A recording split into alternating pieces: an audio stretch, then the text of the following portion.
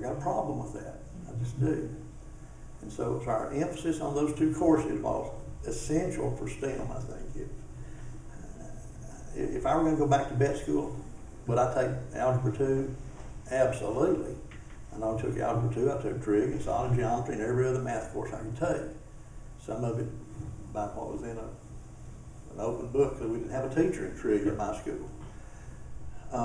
It's essential to some fields, but if I want to be a musician, is it critical? Right.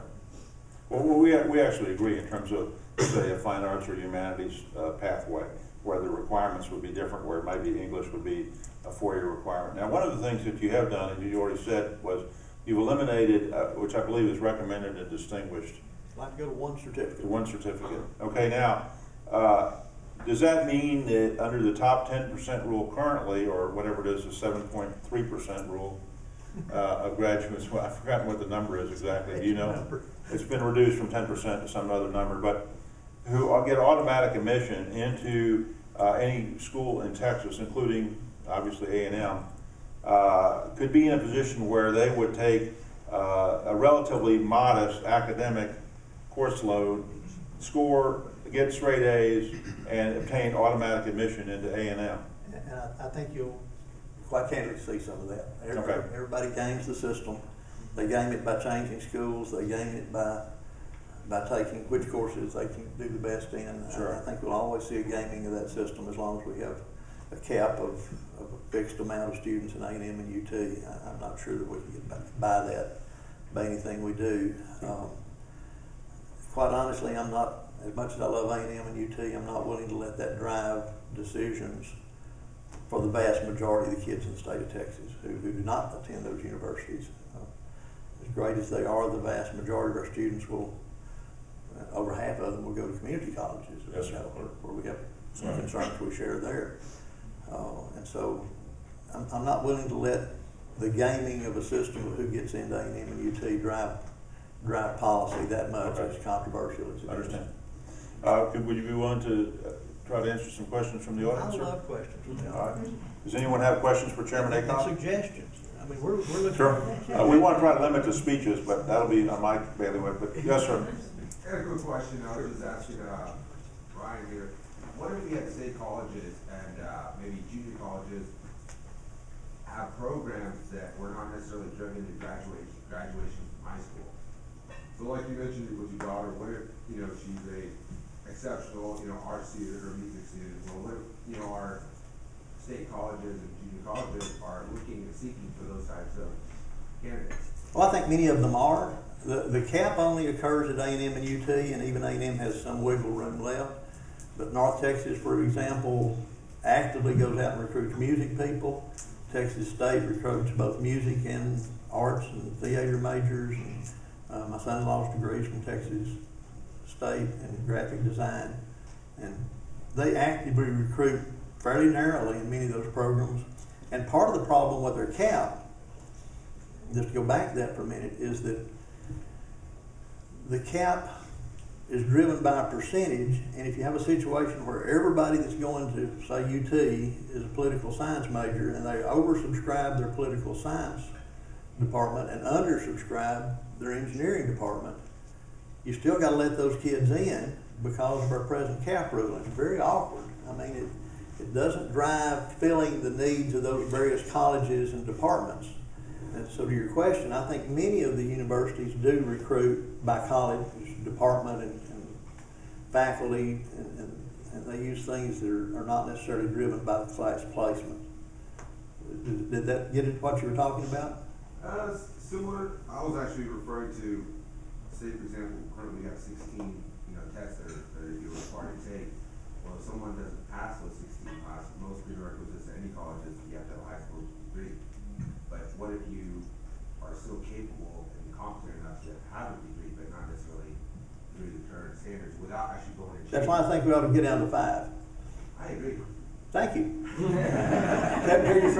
Tell your superintendent to call me. You think the can I just interject? Do you think, what kind of reaction to your plan have the superintendents given you at this point in time? Most of the superintendents have been favorable. They don't like the letter grades.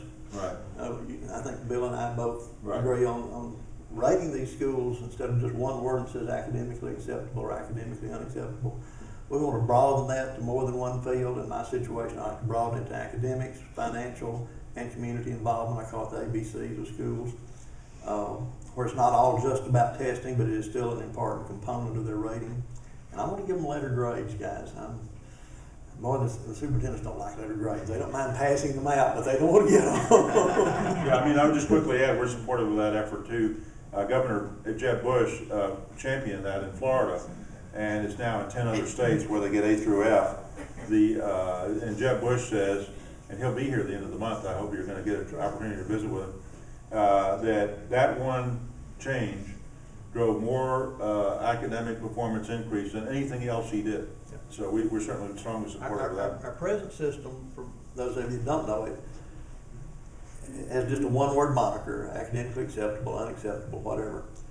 And that moniker can only be as good as your worst performing subgroup. So if I've got a subgroup of English language learners and I'm in Brownsville, let's say, and I've got a cohort of male English language learners and it meets the criteria to form a subgroup, and they don't do well on their tests, just that subgroup. Maybe the rest of the school is doing great, but somehow we missed that group. The description of that school becomes the word used to describe that worst performing subgroup. Right. And I think that's driving a lot of And I think that'll be gone, the commissioner's going to end that on his own volition. That's right. And I mean, obviously, I think there's support for changing that in legislature, and we're strongly supportive of that as well. He has an indexing system that Right. you're going to hear a lot of discussion about the commissioner's indexing system over the next few weeks or months. And it sounds complicated, and it is a little complicated, but it is a good system, I believe. Far superior to what we Far better have. than what we have. Right. Far better description of student performance and student growth.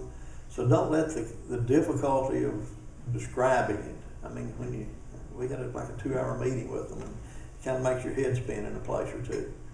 But it is a good system, and it's far better than what we have now. So you're going to hear him critique. I guarantee you're going to hear some critique about what they call the indexing system that they're about to roll out and are in the process of rolling out. So don't be too alarmed about the news about that, because it is, I believe, after looking at it closely, a pretty good system. You know, as I sit here and listen to you, I have that sophomore in high school, and I feel like you're almost talking exactly right to me. I have 2 children. I have one that's a sophomore at the University of Oklahoma who's on the dean's list. I have a daughter who she has those difficulties with the math. And I feel like the testing that's going on right now, she struggles. She does great in her classes, but when it comes to the testing, it's kind of like, I think there's so much pressure put on those kids for those tests, for the ones that don't excel at those very high levels for that. And so I worry about the confidence that, and is she going to get put in this box? Is she going to be able to, like you said, if your daughter had to take that Algebra 2, where would she be, where would she be right now? So I'm kind of in the same situation with my daughter.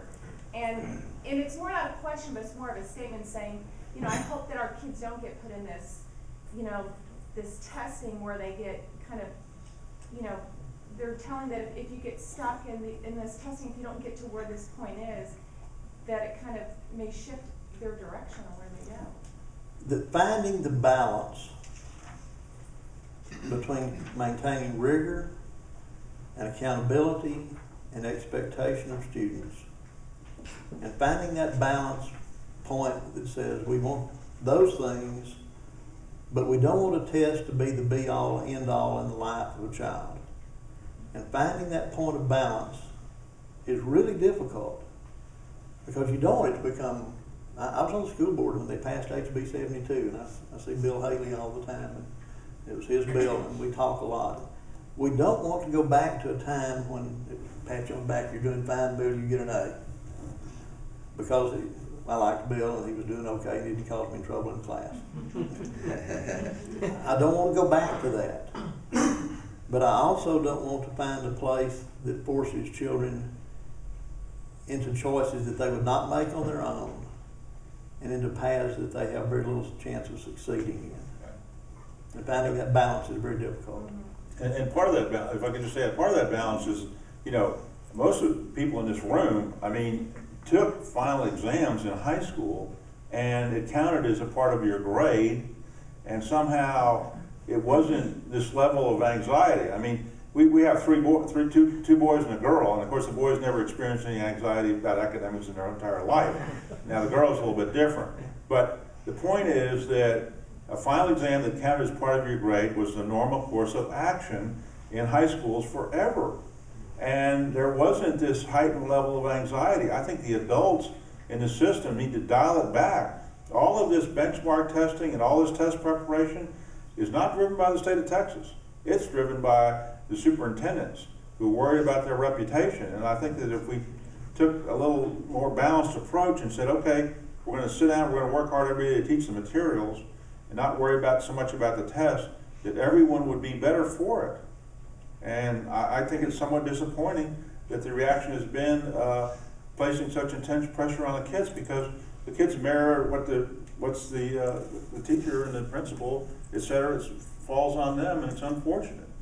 But I think part of the anxiety comes in, my algebra teacher was someone that I knew and knew me, and designed that test themselves. I understand. It was designed locally. They knew what they were going to teach to, and they knew what they were going to test. We presently have a system in which even you and I can't look at the test. Right. Well, we need to fix that now. And Dr. Farney has promised me that she's going to personally resolve that issue. And as a former member of the State Board of Education, she's going to get them to release the test. No pressure, Marshall. We need to release the damn test so they can see what's on it, and it's going to cost a few dollars, but it would be money very well spent. I think that. And we support this very strongly. I think this is one of the most important things we do, because then we'll know, does the test track the curriculum? So I often tell people to go back and take those released 7th grade tax tests that are online. You can go to Texas Education Agency and see the old test. And even the tax test, I tutored men in college for money, and I can barely pass the 7th grade tax test at this point in time. And we've ratcheted that up a bunch. Go ahead. We got several. One more question. Yes, sir. Okay.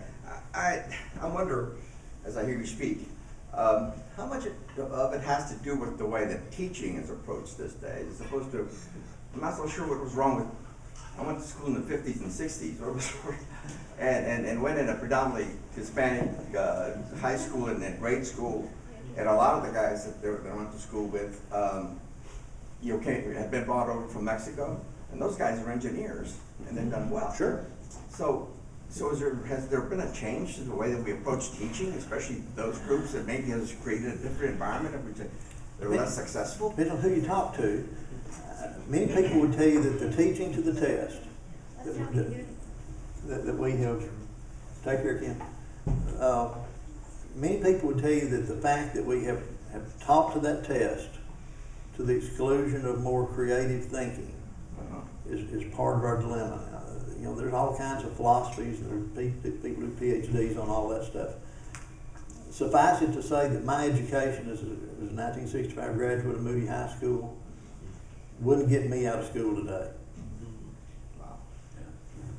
Well, we want to express our gratitude to you for your leadership on this critically important issue, and I think that there is no question whatsoever that those of us, the leadership of Irving and the state, and want a common goal, which is for us, it's an educated workforce to fill the jobs of the future, so that Texas will remain competitive well into the future. And while we may differ on some exact approaches, we share that common goal. Our goal is very common. We look forward to working with you. Yes, sir, and we thank you for your leadership. A round of applause for St.